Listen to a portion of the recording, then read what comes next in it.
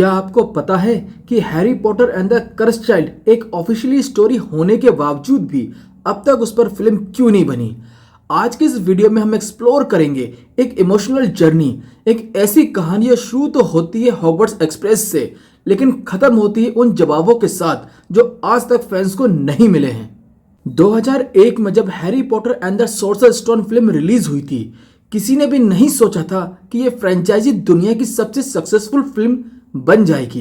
8 films, 7 books पर और करोड़ों फैन ने इस फिल्म को एक कल्चरल फिनोमा बना दिया। और जब 2011 में Harry Potter and the Deathly Hallows का पार्ट 2 रिलीज हुआ तो हम सब ने सोचा कि ये कहानी यहीं खत्म हो गई। लेकिन जेके रोलिंग के पास और कहानियां थीं। उनकी आंखों में एक और दुनिया जिंदा थी, एक ऐसी दुनिया जहां Albus Severus Potter, Scorpius Malfoy और एक नया जनरेशन के जादूगरों की कहानी लिखी जा रही थी। लेकिन क्या वाकई कहानी यहाँ खत्म हो जाती है?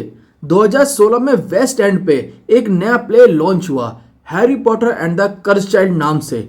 ये कहानी जेके रोलिंग के कॉन्सेप्ट पे बेस्ड थी और इसे लिखा गया था जैक थ्रोन के द्वारा। इस प्ले को एक तरह से हैरी पॉटर की 8th बुक की तरह ट्रीट किया गया।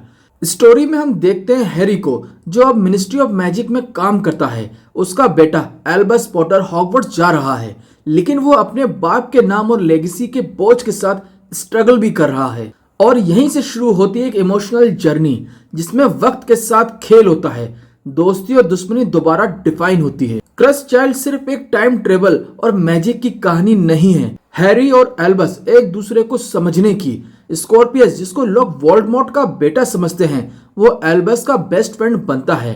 ये कहानी है आइडेंटिटी, लेगेसी और एक्सेप्टेंस की।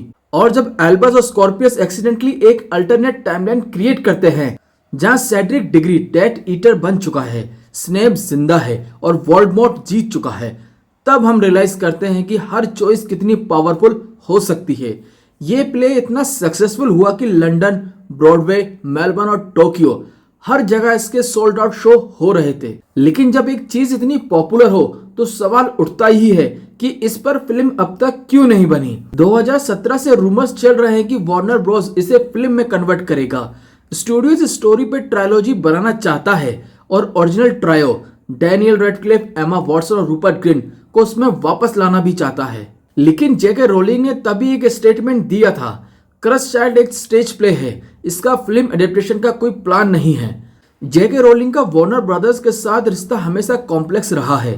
फैंटास्टिक बीस्ट के 3rd पार्ट के प्रमोशन में भी उनकी एब्सेंस को नोटिस किया गया था। कहा गया कि स्टूडियो ने उनका पब्लिक सपोर्ट कम कर दिया है। 2023 में HBO मैक्स ने अनाउंस किया कि वो हैरी पॉटर फिल्म को सीरीज के रूप में रिबूट कर रहे हैं। हर एक बुक पर एक सीजन हमको देखने के लिए मिलेगा और रोलिंग इस प्रोजेक्ट की एग्जीक्यूटिव प्रोड्यूसर भी हैं। ये शो 2027 तक रिलीज हो जाएगा और इसकी 14 जुलाई से शूटिंग शुरू भी हो चुकी है, जिसके फर्स्ट और सेकंड सीजन को बैक टू बैक शूट किया जाएगा।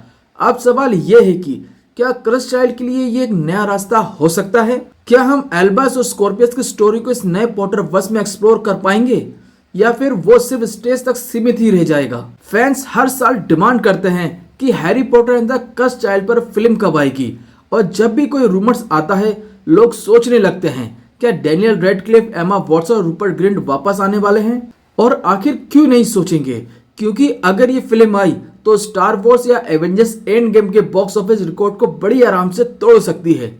जेके रोलिंग ने खुद कहा है कि कर्स चाइल्ड एक स्टेज प्ले है और उसको सिर्फ वही रहना चाहिए। लेकिन रोलिंग ने पहले भी अपने डिसीजन को बदला है।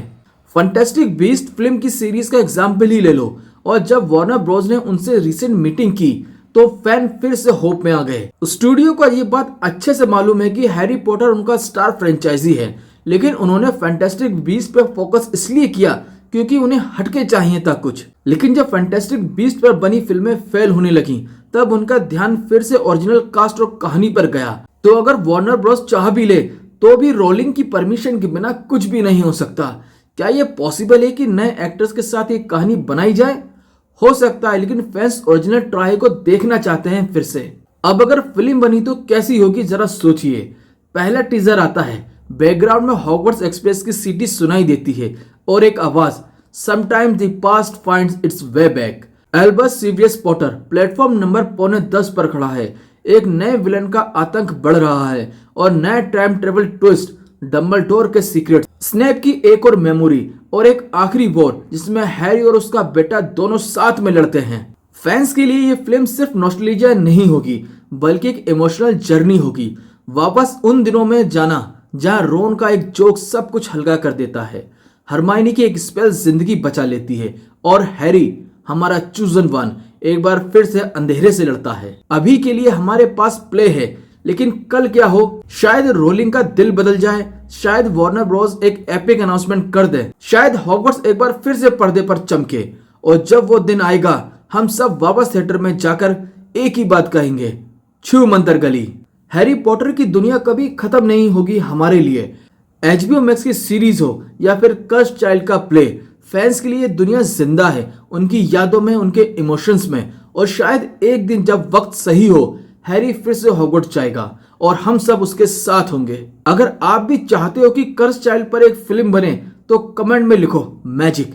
वीडियो को लाइक करो, शेयर करो, चैनल को सब्सक्राइब जरूर करना दोस्तों। ये तो बस शुरुआत है क्योंकि कहानी अभी बाकी है मेरे दोस्त।